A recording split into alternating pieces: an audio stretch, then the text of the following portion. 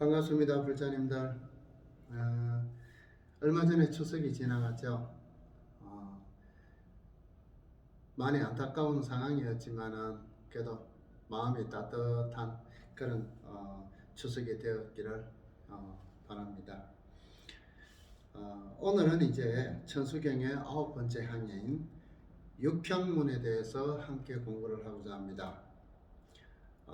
육평문의 이 육은 6가지를 이야기하는 거고요. 향은 방향을 지시하는 것입니다. 그래서 관세음 보살님의 위신력으로 지난 시간에 공부한 15문에서의 모든 원이 성취가 되어서 이를 바탕으로 수행자가 향하는 곳마다 정토로 변하기를 발언하고 있는 것입니다. 원문을 살펴보면요. 아약 향도산 도산자체절, 아약 향화탕 화탕자소멸, 아약 향지옥 지옥자고갈, 아약 항악이 아기자포만, 아약 향수라 악심자조복, 아약 향축생 자덕대지해 이렇습니다. 해석된 부분을 보면은요.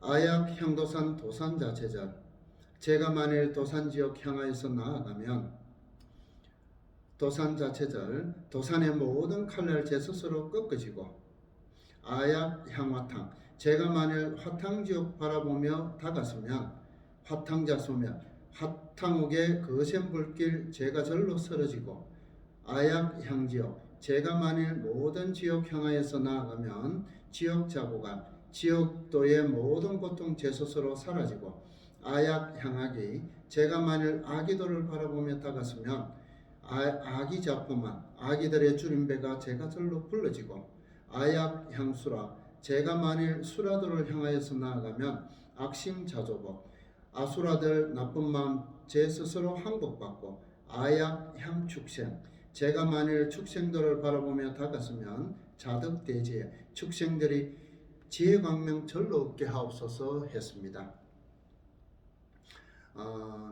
여기서 이제 제가 해석된 부분을 설명을 하면서 제가 만일 이렇게 이야기를 했지 않습니까? 앞선 부분에 이 반복적인 어떤 내용 계속 이렇게 반복적으로 이렇게 표현이 되는데요. 제가 만일 도산지역 향하여서 나아가면 또는 제가 만일 화탕지역 바라보며 다갔으면 이런 내용들은 주로 뭐냐 하면은 어둠을 표현한 것입니다. 어둠을 표현한 것인데 여기에 이제 도산자체절, 도산옥의 모든 칼날 제 스스로 꺾어지고 또는 화탕옥의 거센 불길 제가 절로 쓰러지고 이런 것은 뭐냐 하면은 광명을 표현한 내용이죠.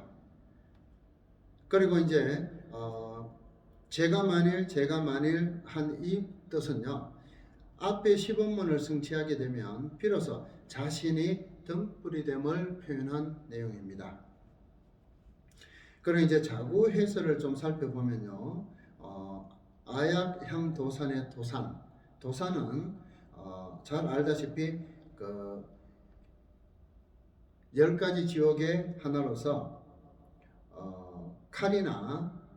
칼을 이렇게 심어 놓은 산을 이야기합니다. 그리고 이제 도산 자체절, 체절, 억눌러서 제어한다는 의미를 가집니다. 그리고 이제 아약 향화탕, 여기서 화탕은 끓는 가마솥에 들어가서 삶아지는 고통을 받는 지옥을 이야기를 하는 것입니다. 그리고 지옥자국 아래 지옥은 사막도의 하나로 죄업을 짓고 매우 심한 괴로움을 받는 중생세계나 또는 그런 생존을 이야기하는 것입니다. 그 다음에 이제 지옥자 고갈이라고 했지 않습니까? 고갈이라는 것은 우리가 잘 알다시피 물이 말라서 저절로 없어지는 것을 이야기합니다. 그리고 아약 향악이 했지 않습니까? 그래서 여기서 아기는 사막도의 하나로 계율을 어기거나 탐욕을 부려서 떨어진 귀신으로 몸이 앙상하게 마르고 배가 엄청나게 큰데 목구멍이 바늘 같아 음식을 전혀 먹을 수가 없어서 늘 굶주림으로 괴로워합니다. 아기는 복은 짓지 아니하고 복을 바라고 명예나 재물이나 무엇이나 자기만 소유하고자 허덕이는 그러한 중생의 세계를 이야기합니다. 이 때문에 이 보신 분들도 있으시겠지만은 사찰에서는 바로 공양을 한 뒤에 청수를 늘 마당의 돌 위에다가 내다 놓습니다. 이것은 아기들이 이것만 고통 없이 먹을 수가 있어서 아기들로 하여금 굶주림과 고통을 없애게 한다는 자비심의 목적이 있는 것입니다. 따라서 불교에서는 귀신이나 악이나 모두가 다 구제의 대상이 되는 것이지 배척해야 될 그러한 존재는 아니라는 것이죠. 그리고 불교에서는 악의를 세 종으로 구분을 합니다. 첫째는 무죄악의. 이 무죄악의는 아무것도 전혀 먹을 수가 없는 악의를 이야기합니다. 그 다음에 두 번째 소재악의. 농, 피, 뭐 이런 것만 먹을 수 있는 악의를 이야기합니다. 셋째 다재악의. 사람이 남긴 물건이나 사람이 주는 것만 먹을 수가 있는 악의를 이라는 것입니다. 이렇게 불교에는 세 가지 종류의 악의가 있습니다. 그리고 이제 아약, 향수라 했는데 수라는 어떤 존재인가? 아수라를 이야기합니다. 싸우기를 좋아해서 항상 제석천과 싸움을 벌이는 존재예요. 그렇지만은 이후에 부처님의 설법을 듣고 조복되어서 팔부 신중 가운데 하나의 불교의 혹법신이 되었습니다. 여기서 이제 설법을 듣고 조복되었다고 했지 않습니까? 그러면 이 조복은 어떤 의미를 가지느냐 하면은 몸과 마음을 고르게 하여 여러 가지 악행을 굴복시키는 것을 의미합니다. 부처님께 기도하여 부처님의 힘으로 원수나 악마, 귀신 등을 굴복시키는 것도 포함이 되는 것입니다. 그리고 이제 아약, 향, 축생 했습니다. 그러면 우리가 이제 축생에 대해서 알아봐야 되지 않습니까? 축생은 첫째, 새 또는 짐승, 벌레, 물고기 등 온갖 동물을 이야기합니다. 두 번째는 육도 세계의 하나로 살인이나 도둑질이나 음란함 같은 그런 중죄를 많이 범한 사람이 내생에 태어나게 되는 동물의 세계를 말하는 것입니다. 셋째, 고통이 많고 즐거움은 적으며 성질이 무지몽매하고 인간관계의 기본적인 윤리도 없이 서로 싸우고 잡아먹는 짐승과 같은 세계를 이야기합니다. 넷째는 사람답지 못한 사람을 짐승에 비유하는 말로도 쓰이는데요.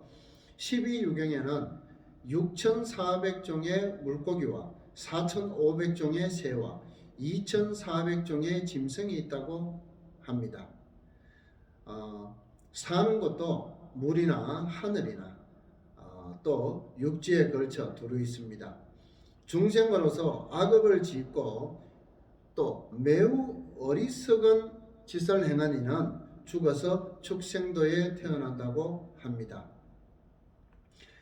축생의 특징은요, 이성이나 의지력에 따라서 행동하는 것이 아니고 본능에 따라서 행동한다는 점입니다. 반면에 이성을 가진 인간은 원력으로 산다는 점에서 축생과는 구별이 됩니다. 하지만 이러한 인간도 이성을 잃고 본능에 따라 살아간다면 축생과 다를 바가 없다 했습니다. 따라서 대상에 대해 집착을 내어 나만 행복하고 내 것만 따지는 것도 또 축생의 한 마음인 것입니다.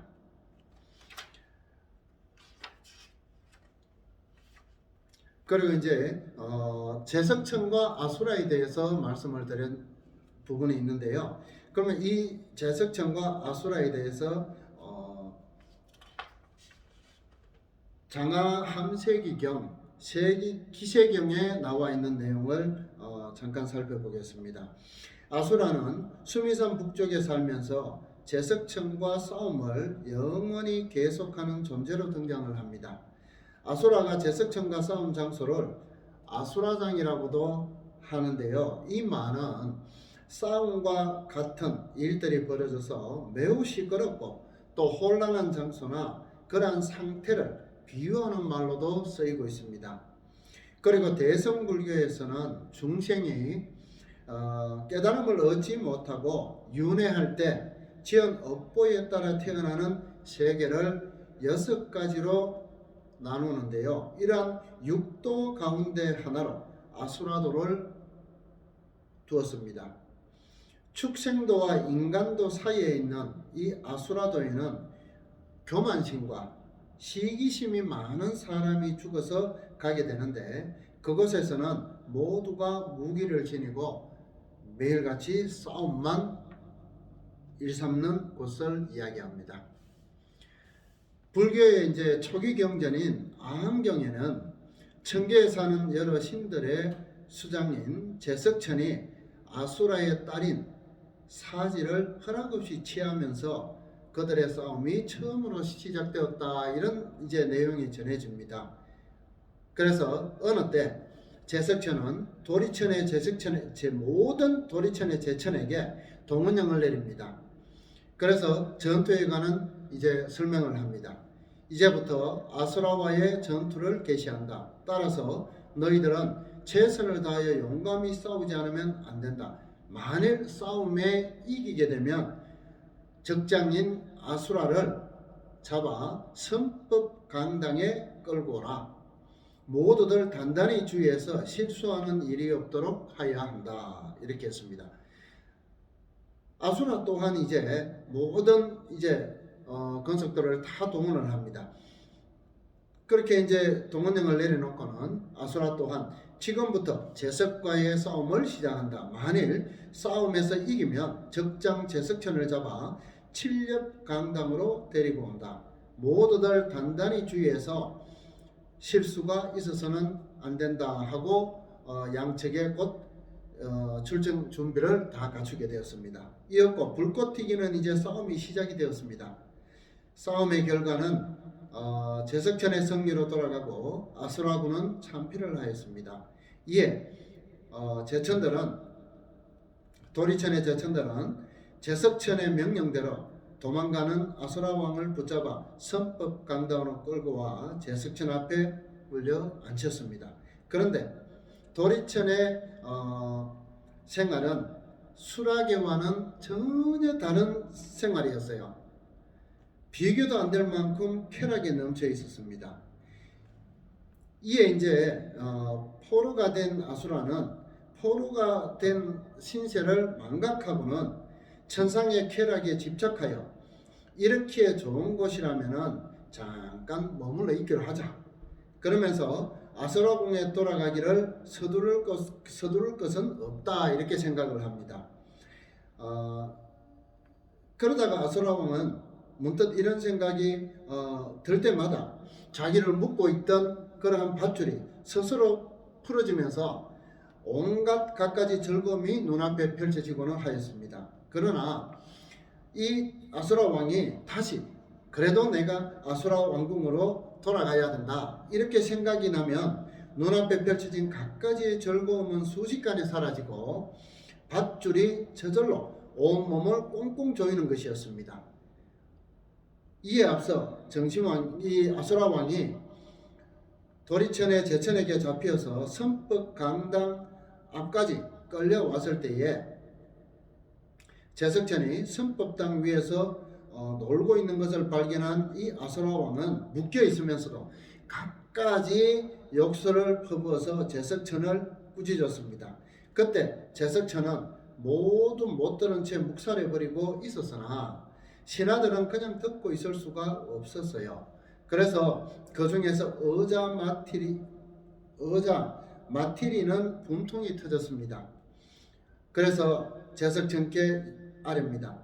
천황님, 무언가 무서움에 질리신 것이 아니옵니까? 눈앞에서 적장인 아수라 왕에게 온갖 욕설을 받으시고도 한마디 대꾸도 못하시고 잠자코 듣고만 있는 것은 어찌된 이유입니까?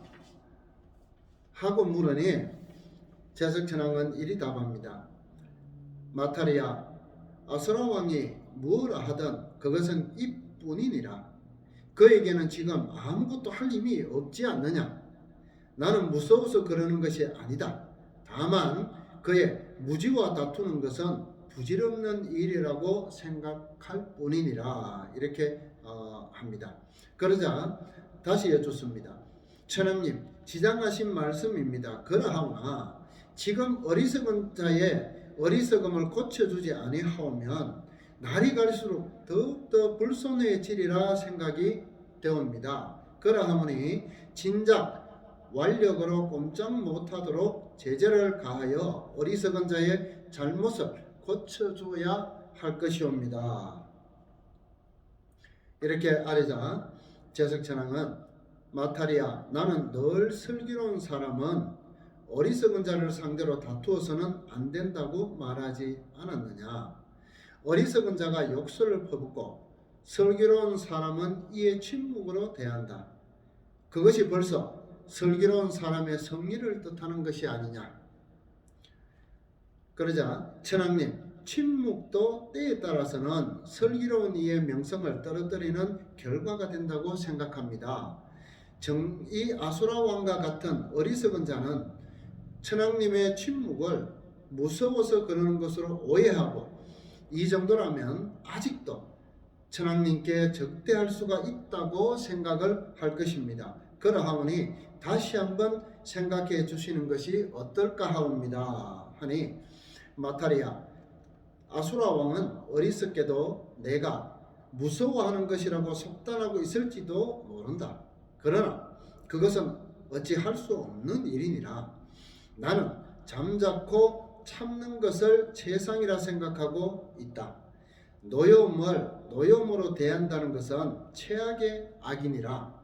노여움에 대하여 노하지 않는 것이 싸움의 최상이 아니더냐. 사람들이 다투어 호소하여도 상대하지 않는 것이 최후의 승리자니라. 큰 힘을 가진 사람은 무력한 자에 대하여는 무엇이든 참아준다. 이 인내의 힘이야말로 힘 중에 힘인 것이니라. 어리석은 자는 자기가 힘이 세다고 생각할지 모르나 그런 힘은 힘이라고 할 수 없는 것이다. 여법의 인내력이야말로 그 무엇도 꺾을 수 없는 것이다. 이렇게 이야기를 합니다. 그 후에 또 어느 때인가 도리천의 제석천과 아수라의 싸움 결과에 이제 아수라가 승리한 일이 있었어요. 그때 제석천은 바퀴에 1000개의 살을 가진 수레를 타고 36개 주릉랑을 치고 있었습니다. 그 도중에 금홍나무 위에 새 둥우리가 하나 있는 것을 문득 발견하게 되었습니다. 이에 제석천은 어자인 마타리에게 다음과 같이 분부하였습니다. 마타리야, 그 나무에 한 쌍의 새가 살고 있다. 얼른 이 수레를 멈추어라. 비록 이 몸 잃는 한이 있어도 어찌 새의 목숨을 다치게 할 것이냐. 이렇게 이야기를 합니다. 분부를 받은 어자는 급히 수레를 멈추어 새 둥우리를 피하게 되었습니다. 그 때문에 수레의 앞머리가 추격해오는 아수라군 쪽을 향하였습니다. 이제 도망을 오다가 반대로 마차를 돌리게 됐다는 말이죠.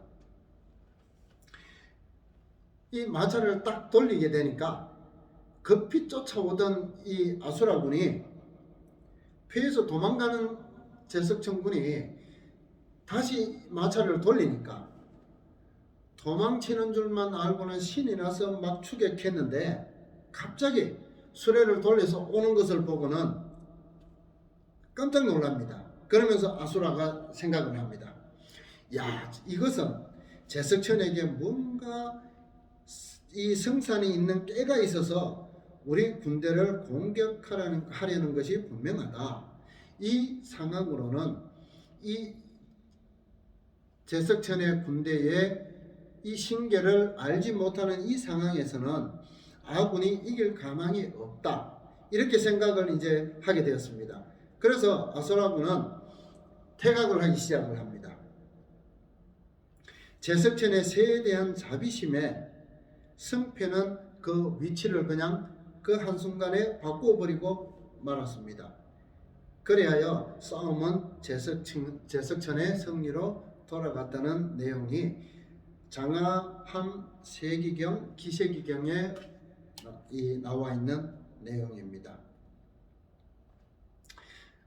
여기서 보면은요, 내가 살기 위해서 남의 목숨을 취하는 것이 아니라 내 목숨이 소중하듯 타 부류의 목숨도 그만큼 소중하다는 것을 여기서 일깨워주는 것이죠. 그래서 모든 목숨은, 생명은 그 무게가, 값이, 어느 것이 가볍고 어느 것이 무겁지 않다, 동일하다, 이런 가르침을 주고 있는 내용이라 할 수 있습니다. 그 한 생각 돌림으로 제석천이 아수라를 물리치게 됐다는 것이죠.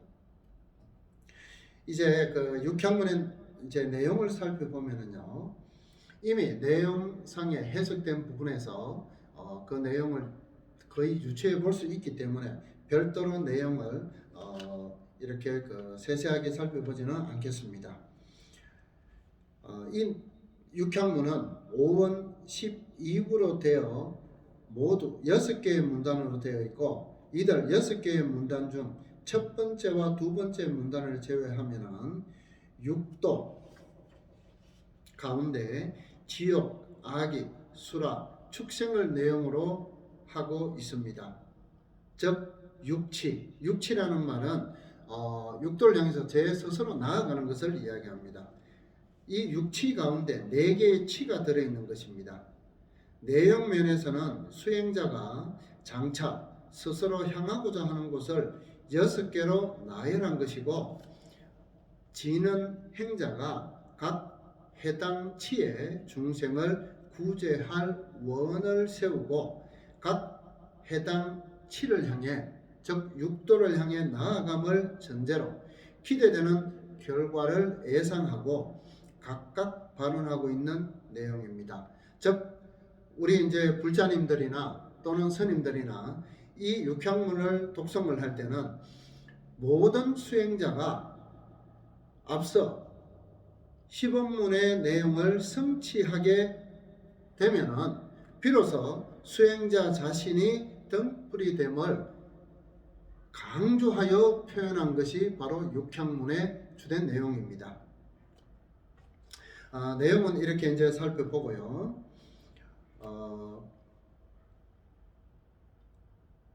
이 백장 스님의 인간론에 대해서 잠깐 이제 설명을 드리겠습니다. 이 이제 육향문의 내용과 좀 연관이 있어서 이렇게 설명을 드리고자 합니다. 백장회 선사께서 설법할 때마다 한 노인이 와서 늘 대중들 뒤에서 열심히 듣고 있다가 대중이 물러가면 함께 물러가고는 하더니 어느 날은 설법이 끝나 대중이 다 물러갔는데도 그 노인만은 남아서 있었습니다. 백장 선사께서 이상히 여겨서 그대는 누구신가 하고 물으셨습니다. 그러자 그 노인 말이 저는 사람이 아니올시다. 옛날 가섭불 당시에 이 절의 주지였습니다. 그때 어느 학인이 대수행인은 인과에 떨어집니까 안 떨어집니까 하고 묻기에 제가 불락인과 하고 대답을 하였습니다. 그 때문에 500생 동안 여우의 몸이 되었으니 선사께서 한 말씀으로 이제 이 여우의 몸을 벗어나게 해 주시기를 청합니다 하고 묻습니다. 대수행인은 인과에 떨어집니까? 안 떨어집니까? 하고 물었습니다. 이때 백장 선사께서는 불매인관이라 하고 가르치셨습니다. 그러자 노인이 그 말 끝에 대우하여 크게 깨달아 인사하고 제가 이미 벗어버린 여우의 몸이 디산에 있을 것이오니 스님께서 죽은 성과 같이 장례를 치러주시기를 당부드립니다 하고 사라졌어요. 백장 선사께서 전에 이제 스님을 시켜서 식후에 죽은 스님네 장례가 있다고 대중에게 고하게 하시니 모두 평안하고 열반당에 한 사람의 병자도 없었는데 어째서 죽은 스님네 장례가 있다고 하느냐고 대중이 그냥 수군수군거렸습니다. 그때 백장 선사께서 대중을 데리고 디산 바위 밑에 이르러 지팡이로 죽은 여우를 끄집어내어 화장을 하였습니다. 자, 그러면은 여기에서 불락인과라고 이야기를 해서 500생을 여우의 몸을 받았다고 했습니다. 또 백장선사께서는 대수행인은 인가에 떨어집니까 안 떨어집니까 하고 묻자 불매인과라고 이야기를 했습니다. 이 차이점이 무엇인가를 알아보겠습니다. 불락인과라는 말은 깨닫고 나면은 인과응보에 떨어지지 않는다는 말입니다.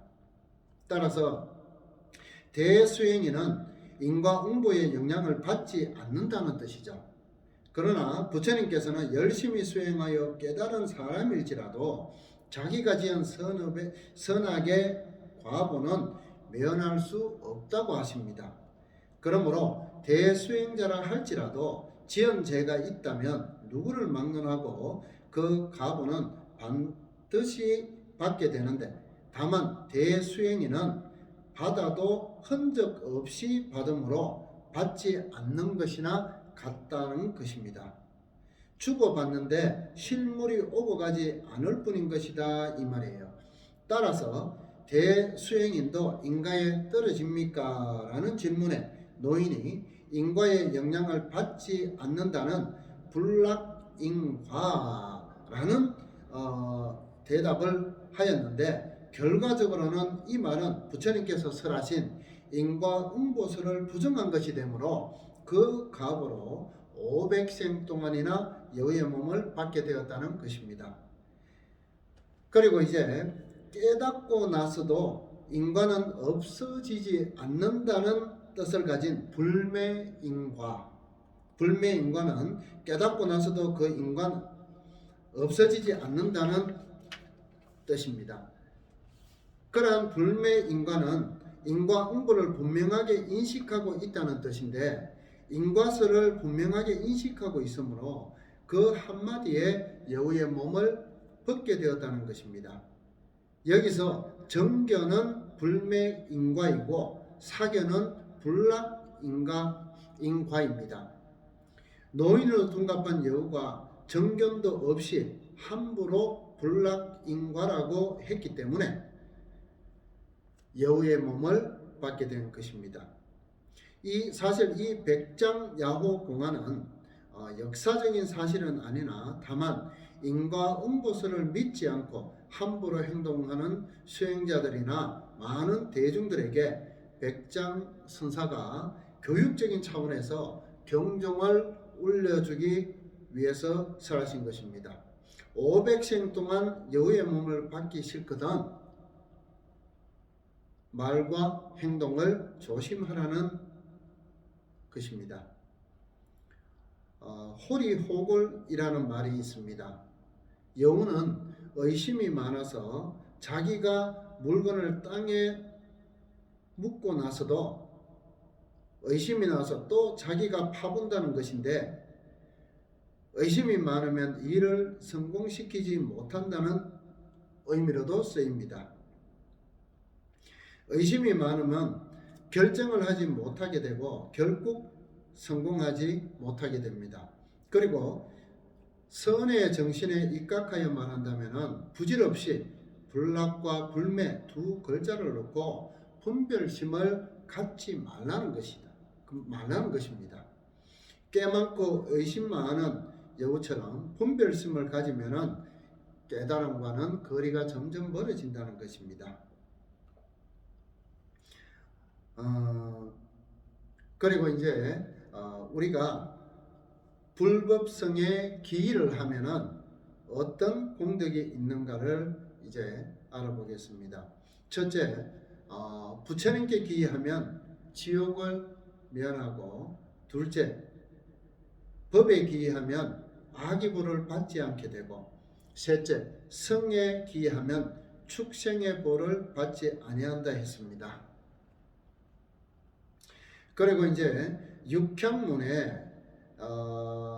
육향문에서 중생의 근기에 따라 중생의 구제를 행하시는 분은 누구신가? 이제 그러면 이제 제가 만일 이렇게 표현을 했지 않습니까? 그렇지만은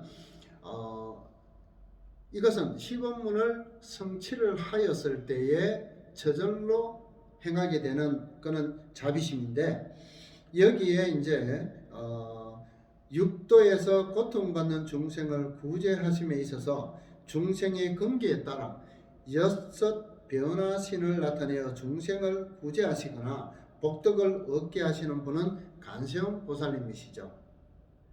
따라서 육향문에서 나의 의미는 이 육간음 보살님의 대자 대비심을 행으로 나타낸 것이라 이렇게 할 수 있을 것입니다.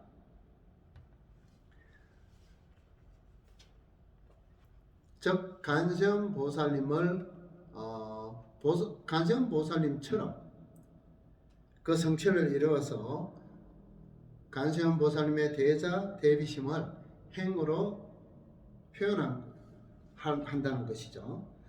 그런 내용으로 볼 수 있습니다. 그러면은 여기서 육간음 보살이라고 이야기했는데, 지난 시간에도 이제 육간음 보살에 대해서 잠깐 설명을 하기는 했는데, 육간음 또는 칠간음으로 이야기하기도 합니다. 여기서 이제 육간음은 그러니까 10가지 세계, 10개와 육미계 중에 미계의 6개, 즉 육도를 이야기하는 겁니다. 이러한 중생을 교화 제도하기 위한 간세음 보살님을 말하시는 겁니다. 보살상이나 태화에서 보면은 간세음 보살님은 왼손에 봉우리 진 연꽃을 들고 있는데, 이는 중생이 본래부터 갖추고 있던 불성을 표시하고 그 꽃이 핀 것은 불성이 드러나서 성불한 것임에 대하여 나타내는 의미로서, 아직 봉우리 상태인 것은 불성이 번뇌에 물들지 않고 장차 필 것을 나타낸다고 합니다.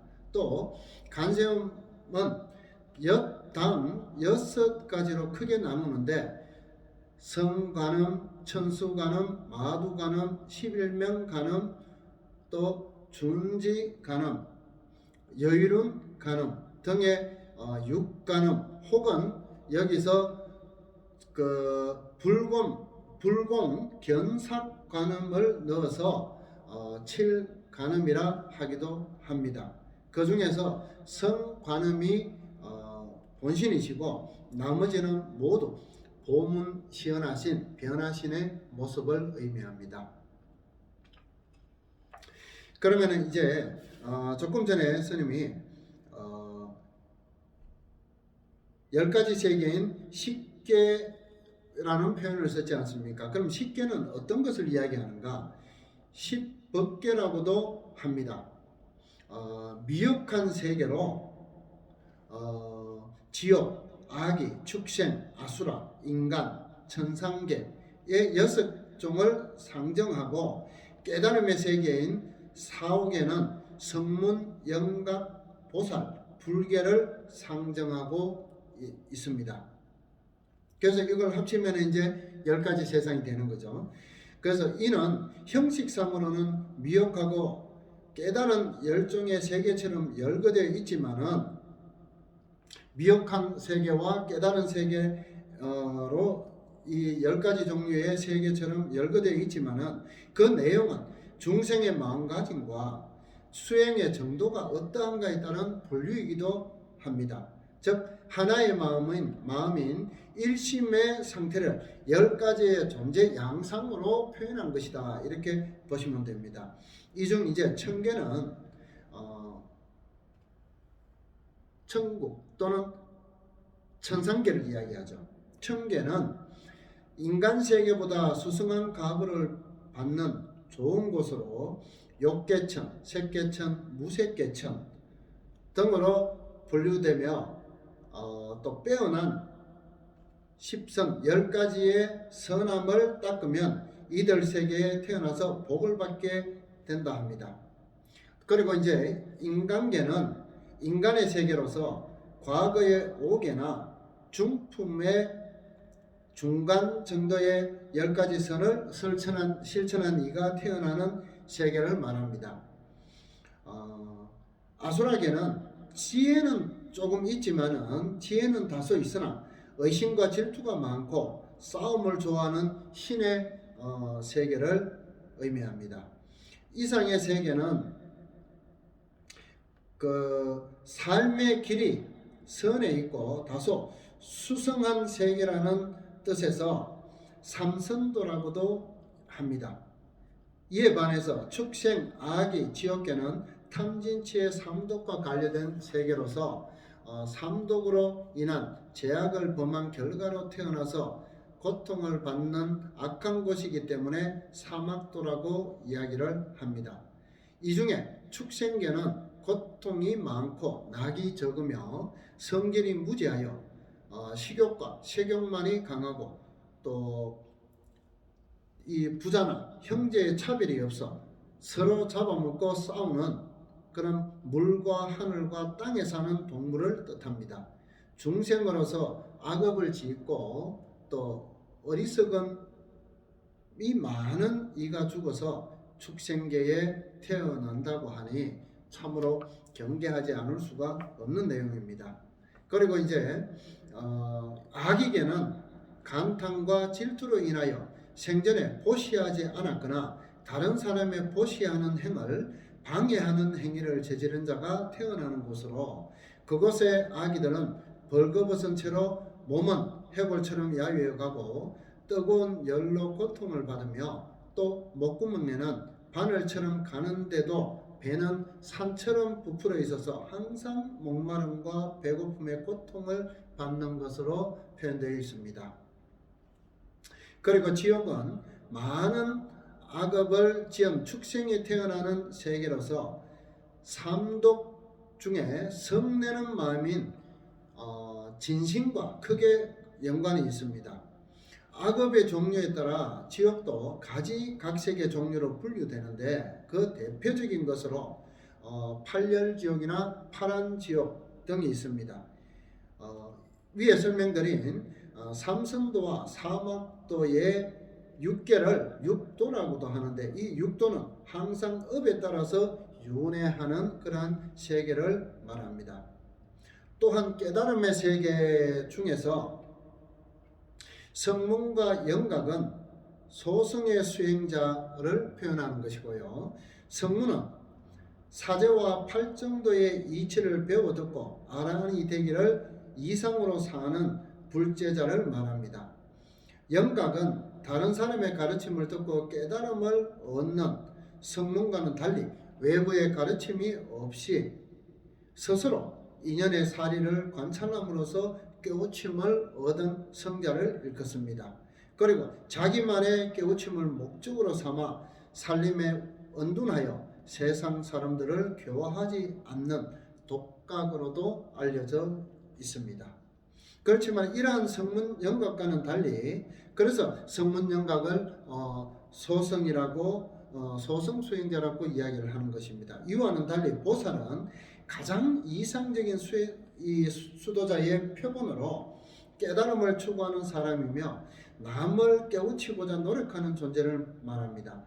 또한 보살은 사홍서원을 세우고 육바라밀을 실천하여 불계로 나아가는 가장 이상적인 존재를 의미하는 것입니다.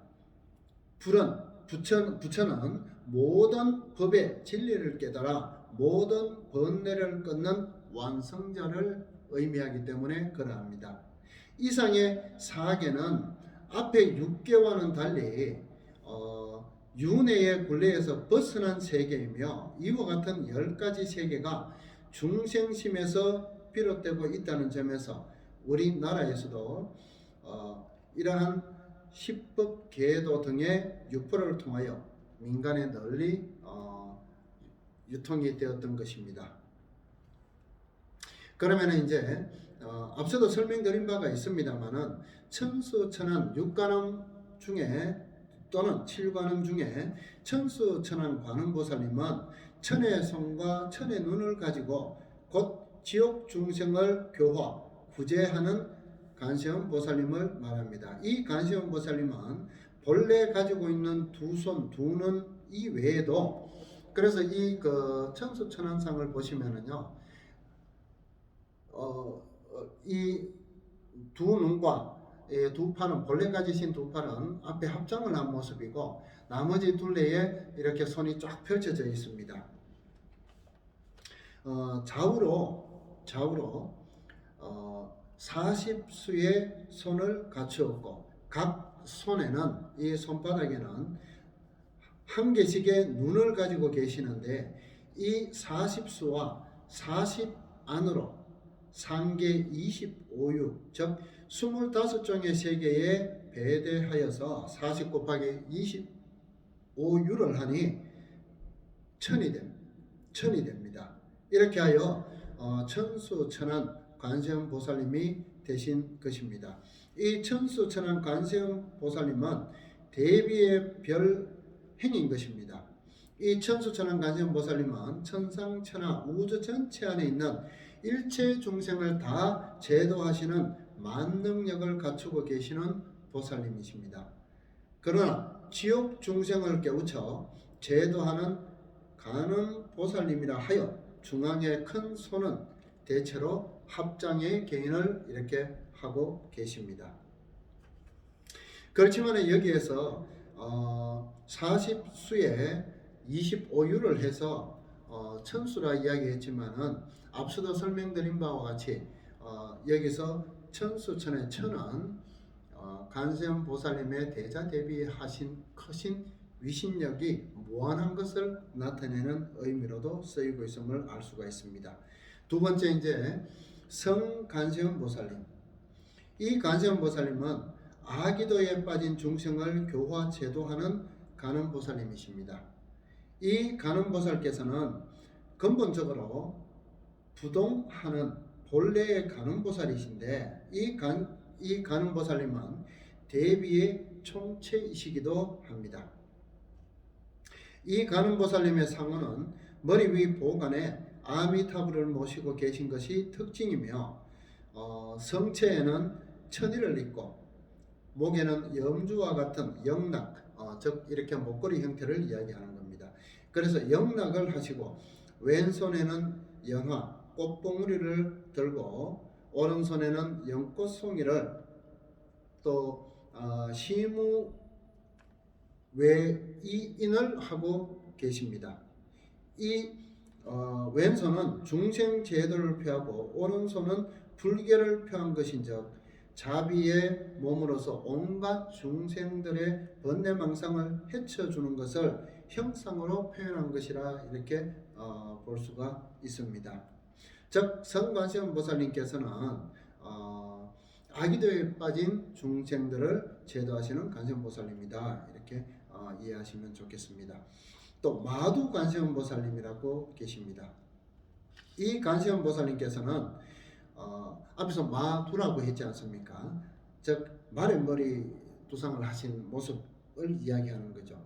그래서 이 간음보살님께서는 축생들을 교화 제도하는 관세음보살님을 의미합니다.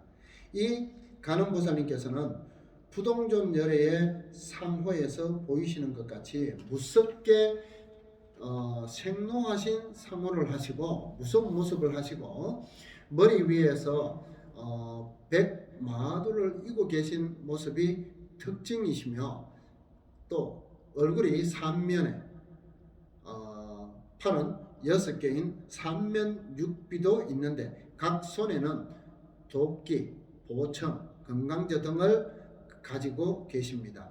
이 관세음 보살님은 전륜성왕의 말을 타고 질풍 같은 위세로서 중생의 미장을 굴복시키는 동시에 자비를 베푸는 것으로 나타낸 것입니다. 복음은 기난, 즉 귀신의 재앙을 막아주고, 금강저는 원적, 목숨을 해하는 것을 막아주게 되고, 원적으로부터 목숨을 해하는 것을 막아주게 되고, 도끼는 관난이라 해서 국가로부터 겪는 어려움을 끊어서 제거하는 것을 의미합니다. 그리고 이제 네 번째 11명 관세음 보살님이 계십니다. 이 관세음 보살님은 수라도를 교화 구제하시는 관세음 보살님이십니다. 매일같이 싸우고 다투는 그런 수라도를 구제하시고 제도하시는 관세음 보살님이시거든요. 그래서 머리 위에 구면이 있고 그 정상에 다시 일체의 관음보살님을 합하여 11면이 됩니다. 이러한 11면의 의미는 중생의 11품 무명을 끊고 11지, 즉 십지의 모든 현상을 있는 그대로 주시하는 부처님의 지혜인 여실지를 더한 그러한 불과위를 얻는 것을 표현한 것입니다. 이 보살님께서는 손에는 이제 병과 수주를 가지고 있는데, 병은 소원을 성취케 하고 또 수주는 염주를 이야기하는 겁니다. 이 수주는 중생의 번뇌를 단절하는 표징이라고 이야기를 합니다. 그리고 이제 그 이외에 준재 관음 보살님이 계시는데, 이분은 인류를 구제하는 관세음 보살님입니다. 이 관세음 보살님은 밀교에서는 칠구지의 불모라 하는데, 칠구지의 칠흑이라는 그러한 칠구지는 칠흑이라는 표현이거든요. 이는 곧 보살님의 공덕이 광대무변하다는 것을 의미하는 것입니다. 그래서 우리가 준재진언할 때에 나오시는 분이 바로 이분을 의미합니다. 바로 이분을 의미하기 때문에 중생의 심성을 청정하고 맑게 하시는 분이신 것입니다. 그리고 이제 여섯 번째 여의룡 관세음 보살님이 계시는데요. 이 관세음 보살님은 천상에 있는 천상의 중생을 교화 구제하시는 관세음 보살님으로, 이 관세음 보살님은 여의보주 삼매인데, 여의보주 에 들어서 이 여의보주로서 법륜을 굴려서 자비심으로서 능히 중생의 고통을 구제하고 세간 출세간에 한 가지 이익을 주는 보살님을 말합니다. 즉 이분은 손에 여의주를 들고 계시거든요. 이 보살님께서는 육비를 6개의 팔을 가지고 앉아 계시는 육비자상이 보통인데, 육비는 육보살이라는 뜻도 동시에 가지고 있습니다. 이 보살님의 손에는 보조를 가지고 등 뒤에는 여의륜을 쥐고 계십니다. 실찬안타 역본의 여의륜 다라니 신주경에 따르면은 이 보살님은 세간에서, 즉 재물, 검은 보화와 출세간의 재물, 복덕과 지혜를 뜻합니다. 이 두 가지를 모두 만족시켜 준다고 합니다. 그래서 여의륜 관세음 보살님이라 합니다. 저는 이제 앞서도 설명드렸습니다만은 이 6 관세음 보살님 화신 외에 나머지 불공견색 관음 보살님을 포함해서 모두 7분이라고 했지 않습니까? 이 관음 보살님을 더하면은 7관음이 되는데, 불공이라는 것은요, 마음으로 원하는 바가 공하여 헛되지 않는다는 뜻입니다. 견색의 불공 견색의 견은 새나 짐승을 잡는 그물, 또 색은 고기를 낚는 낚싯줄에 비유하여 그물을 번뇌의 산야에 두루쳐서 번뇌 중생을 얽어 잡아매고 또는 그 낚싯줄로 생사윤회의 호해에 들이어서 고뇌 중생을 낚아낸다는 뜻이니, 곧 이 말은 대자대비의 그물과 동아줄로서 생사 바다에서 윤회하는 중생들을 절박하여 건져내어서 구제하신다는 뜻을 가지고 있습니다. 또한 이 보살님께서는 사섭법, 즉 보시, 예어, 이행, 동사로서 고해 중생을 제도해 주신다는 것입니다. 이 보살님의 형상은 얼굴 하나에 팔이 두 개인 일면이비 혹은 삼면사비, 삼면팔비 등의 모습이기도 합니다. 이 외에도 33관음인 관세음보살님의 모습을 보이시기도 하며, 천수경에 나타난 관세음보살님의 10대 이명이 또 있는데요. 관세음보살, 마하살, 천수보살, 마하살, 여의름보살, 마하살, 대륜보살, 마하살, 관자재보살, 마하살, 정치보살, 마하살, 마늘보살, 마하살, 수월보살, 마하살, 군다리보살, 마하살, 11면보살, 마하살 등을 의미하는 것입니다. 따라서 이제 그 간세음 이 불공견색 관세음보살님은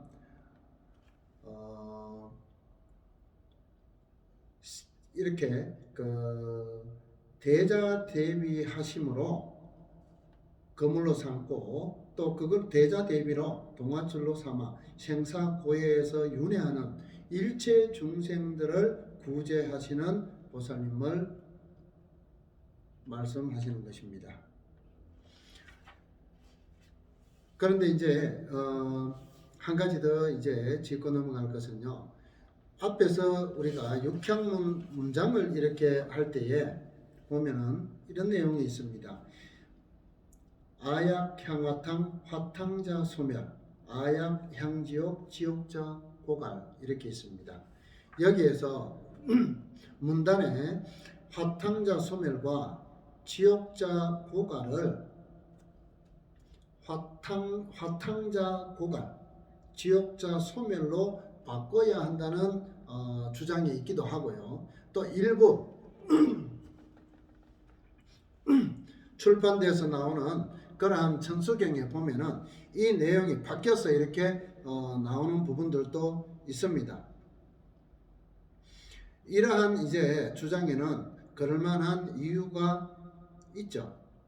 화탕의 탕은 끓는 물을 의미한다고 하지 않았습니까? 그러하니 이것이 화탕의 물이 끓어서 저절로 없어지니 고갈이라 해야 할 것이고, 지옥은 고통으로 가득 찬 곳이기 때문에 지옥 자체가 소멸된다고 함이 바람직하다는 그러한 주장에 설득력이 있습니다.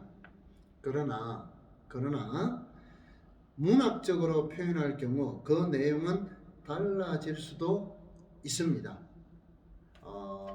이 예를 들어보면은요, 이 고향계를 살펴보면은 이런 내용이 있습니다. 향연 변부 3000개, 향의 연기에 들어와여 3000세계 덮었으며, 정에 능계 8만문, 고요하고 밝은 마음 8만 법문 여옵나니, 유언삼보 대자비, 애월하지 바라오면 삼번임의 대자대비, 문차 신향 임법회, 신향임을 헤아리사 큰 법회에 임하소서, 이렇게 했습니다. 여기서 이제 이야기하는 신향이라는 내용이 있습니다. 이 신향이라는 내용도 그렇고 우리가 또 이렇게 어떤 그 성현들께서 이렇게 힘차게 이렇게 써놓으신 이제 글씨를 보거나 이렇게 할 때에 묵향이 진하게 이렇게 풍긴다거나 또는 글씨 자체에서 아주 그냥 운기가 느껴진다거나 활기참이 느껴진다거나 이런 내용을 우리가 종종 듣지 않습니까? 그러한 애로 이해를 해 주시면 됩니다. 이러한 의미를 단지 그러한 의미 자체를 문단이 갖는 의미를 심화시키려는 방편의 일환임에 공감할 수 있도록 문학적 안목과 수행의 경지를 높일 필요가 있습니다. 즉 무슨 말씀이냐면은 화탕자 소멸 지옥자 고갈을 화탕자 고갈 지옥자 소멸이라 하지 아니하고 화탕자 소멸 지옥자 고갈이라 하는 데는 의미를 더 심화시키려는 방편의 일환임에 공감할 수 있도록 문학적 안목과 이것을 대하는 우리들의 수행의 경지를 높일 필요가 있다, 이런 이야기입니다. 무엇보다도 당나라 때의 서인도 역경성 중에 한 분이신 가범 달마 역번 천수경과 또 사자국, 즉 현재로 치면은 스리랑카 성녀로 중국 당나라로 건너와서 불경 번역과 포교 활동에 힘쓴 4대 번역가의 일인인 이 불공 선사의 역본인 천수경에도 모두가 어떻게 표현되어 있느냐 하면은 화탕자 소멸과 지옥자 고갈로 되어 있습니다. 또 이러한 경의 내용은 청계 문학적인 것이어서 후자에 함부로 이 내용에 대해서 손을 대는 것은 있을 수가 없는 일입니다. 이 바라문교에서는요, 청계문학과 성전문학이 있습니다. 청계문학은 신의 계시에 의해 만들어진 경전으로 일체의 첨삭, 내용을 보충하거나 삭제시키거나 고치는 것이 허용되지 않기 때문에 고정적이고, 성전문학은 이렇게 성자들에 의해서 편찬된 것으로서 이후에 그것을 연구해서 편찬된 어떤 내용을 자기의 깨달음을 이렇게 책으로 편찬한 것으로서 또는 연구의 어떤 한 부분이나 이런 것이기 때문에 첨삭이 허용된다는 그러한 특징을 지니고 있습니다. 그래서 천수경, 가범달마가 번역한 천수경이나 또 불공선사가 이렇게 번역한 이 천수경의 내용상 화탕자 소멸 지옥자 고갈로 되어 있는 내용은 이것은 청계문학적인 부분이기 때문에 함부로 후자가 이것이 인쇄가 좀 잘못됐구나 이런 생각으로 함부로 이것을 글자를 바꿀 수가 없다는 것이에요. 그래서 혹여 그러한 책자를 대하시는 부분이 있다면은 그런 부분을 우리 불자님들께서 한 번 더 생각을 해 보시는 것이 좋을 것 같습니다. 방금도 이제 말씀드렸다시피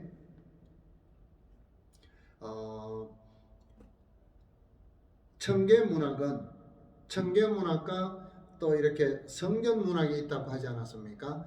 그리고 청계문학은 신의 계시나 또 그러한 의미로 만들어진 경전으로서 일체의 내용을 빼거나 고치거나 더할 수가 없는 고정적이고, 성전문학은 성자들에 의해서 편찬된 내용이기 때문에 여기에는 얼마든지 자 개인의 생각을 넣어서 첨삭이 허용된다는 것입니다. 그렇기 때문에 우리가 천수경상에 화탕자 소멸, 지옥자 고갈로 보는 것이 맞고, 단지 이것을 이해할 수 있을 만큼의 이 의미를 심화시키려는 방편의 일환임에 우리가 공감할 수 있도록 문학적 안목과 수행의 경지를 높일 필요가 있다는 말씀을 드립니다. 오늘 이제 육향문에 대해서 이제 함께 알아보았습니다. 지금 이제 이렇게 강의를 하고 있는 내용은요, 부족하지만은 스님이 이제 소납이 이렇게 편찬을 한 이 내용을 좀 이렇게 모아서 편집을 하였습니다. 그래서 관행 법요집이라는 이제 그러한 내용의 책을 여러 가지 이제 큰 스님들의 또 고서의 내용을 참고해서 그것을 집약해서 이렇게 정리를 한 내용을 가지고 이렇게 불자님들과 함께 내용에 대해서 공부를 하고 있습니다. 오늘은 이제 육향문까지 이제 하였습니다. 다음 시간에는 10번째 항목인 기일회를 이제 하겠습니다.